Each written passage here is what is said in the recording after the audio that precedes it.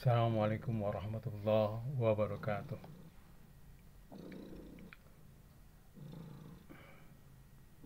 Kita menyaksikan berita akhir-akhir ini yang terkait dengan keagamaan, yakni gonjang-ganjing ya, yang pro habaib dan yang kontra habaib, dan juga terkait dengan pesantren Zaitun yang sudah mulai didemo oleh masyarakat muslim. Kita tahu apabila kita membaca dalam Al-Quran bahwa iblis terusir dari surga karena kesombongan. Ketika Allah memerintahkan para penghuni surga pada satu untuk sujud menghormati Adam, nah, para malaikat mereka sujud kecuali iblis. Iblis tidak mau sujud karena merasa khalaqtani minan nar, khalaqtahu minat turab. Iblis menyatakan bahwa dia diciptakan dari api, sedangkan Adam diciptakan dari tanah. Jadi ada kesombongan pada iblis karena merasa berbeda. Nah, kesombongan ini harus dibayar mahal oleh iblis.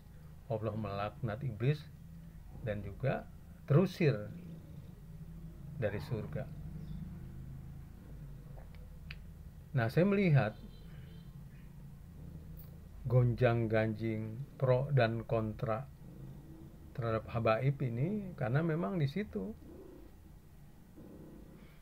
ada kesombongan, baik etnis atau merasa berbeda. Karena misalnya pihak habaib merasa keturunan Nabi Muhammad. Nah, kita menyaksikan sekarang gonjang-ganjing yang pro habaib dan anti habaib ini ada karena merasa berbeda. Pihak yang pro habaib karena ada kesombongan, merasa keturunan Nabi.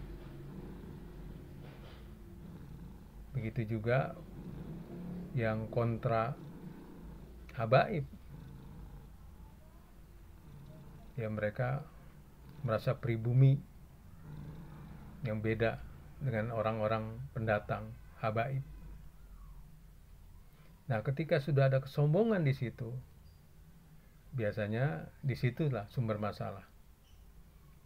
Maka itulah hendaknya kalau sudah menjadi warga negara Indonesia, tanggalkan itu, pribumi maupun non pribumi.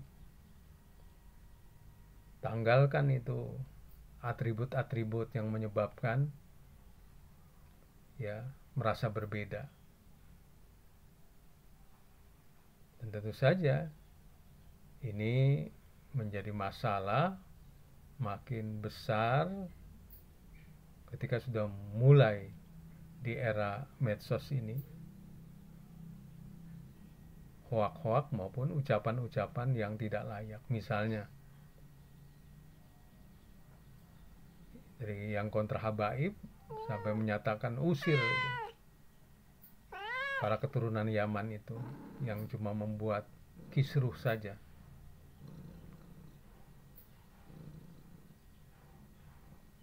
Nah, begitu juga dari pihak habaib, ada habaib-habaib yang tadi ucapan-ucapannya menyakiti kalangan pribumi. Bahkan ada ucapan-ucapan yang tidak layak, macam kata-kata anjing, yang sebenarnya tidak boleh ada ucapan-ucapan itu menjadi memanas gitu. Jadi memang harus diawali dengan kita sebagai warga negara Indonesia harus sama, harus merasa kita ini semua warga Indonesia, kedudukannya sama, dan tidak ada yang merasa lebih tinggi, dan tinggalkan kesombongan-kesombongan itu.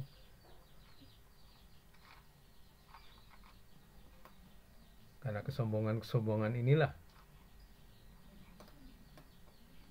ya apalagi ketika sudah mulai memakai ayat, nanti merasa paling benar. Nah, sudah masuk virus Wahabi di situ. Sombong, lalu merasa paling benar, virus Wahabi masuk di situ. Mulai nanti imperium, ketika melihat ada celah masuk untuk mengadu domba, mereka main. Nah, biasanya masa-masa kritis, macam adanya pilpres, ketika sudah mulai ada kerumunan orang dalam jumlah besar, nah lalu virus Wahabi mulai meningkat, ya, ya mereka mulai ada anasir-anasir yang lain masuk dari ya ideologi-ideologi transnasional, baik itu Ikhwanul Muslimin maupun Hizbut Tahrir. Nah, mulai itu mereka berpikir halu, ya, bahwa mereka bisa merebut kekuasaan. Nah, padahal halu itu. Ya, kerumunan mana mungkin bisa merebut kekuasaan, sementara kekuasaan dari pemerintah Indonesia itu memiliki 500.000 tentara, 500.000 polisi yang bersenjata.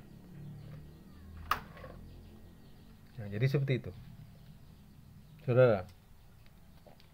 Nah, begitu juga kaitannya dengan gonjang-ganjing Al-Zaitun yang mulai didemo berkali-kali sekarang ini. Masyarakat banyak yang minta supaya Zaitun ini dibubarkan. Nah, Zaitun juga diawali oleh kesombongan. Jadi kesombongan, merasa lebih, bahwa ini pesantren terbesar di Asia Tenggara, pesantren standar Eropa. Diawali dengan kesombongan. Nah, mulai virus Wahabi masuklah, bersentuhan dengan agama, dalil-dalil, mulai merasa paling benar. Maka akibatnya kita sebentar lagi akan menyaksikan ketika Panji Gumilang dipanggil, apa nanti langsung ditangkap oleh Polri atau dipanggil beberapa kali lalu ditangkap, atau ada dramanya, misalnya seperti penangkapan Gubernur Papua itu. Gubernur Papua karena merasa ada pendukungnya, masyarakat Papua, lalu membantah, dipanggil polisi, tapi akhirnya ditangkap juga. Nah, begitu juga Al-Zaitun nih, bisa saja ada dramanya ketika Panji Gumilang karena merasa punya basis yang ada di pesantrennya puluhan ribu orang ya yang mendukung dia menolak untuk dipanggil. Nah, tapi kita yakin, tadi negara tidak akan kalah. Maka Panji Gumilang akhirnya ditangkap juga. Nah, ini pelajaran buat kita bahwa memang ya semua diawali oleh kesombongan, dan sombong itu adalah sifat-sifat iblis. Dan ketika kesombongan ini dibalut oleh agama, maka mulai itu virus Wahabi muncul dengan merasa paling benar, lalu mereka memakai pakai dalil-dalil. Nah, ini pelajaran buat kita. Jadi kita harus hati-hati, terutama di era ya, munculnya keramaian-keramaian, kerumunan-kerumunan, ya, khususnya menjelang pilpres atau ketika pilpres. Sudah muncul kerumunan-kerumunan dari para pendukung kontestan, ini sering dimanfaatkan. Bahkan dalam konteks Timur Tengah, negara-negara Timur Tengah terjadi perang saudara, kekacauan, ya ketika pilpres itu.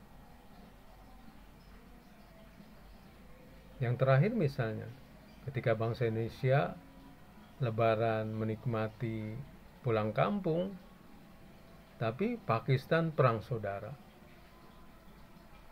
Ya, Sudan perang saudara. Nah, itu karena memang di sana memang ya paham Wahabi itu mendominasi. Nah, kita tidak ingin masyarakat kita yang saya pikir sudah separuhnya ya sudah tertular oleh virus Wahabi ini. Menjelang pilpres ini atau ketika pilpres menjadi pintu masuk mereka untuk menggoyang negara, membuat instabilitas, membuat kekacauan-kekacauan. Maka harus ada kesadaran, dan kesadaran itu diawali tadi itu, ya, diawali oleh kesombongan dan merasa paling benar. Demikian, assalamualaikum warahmatullahi wabarakatuh.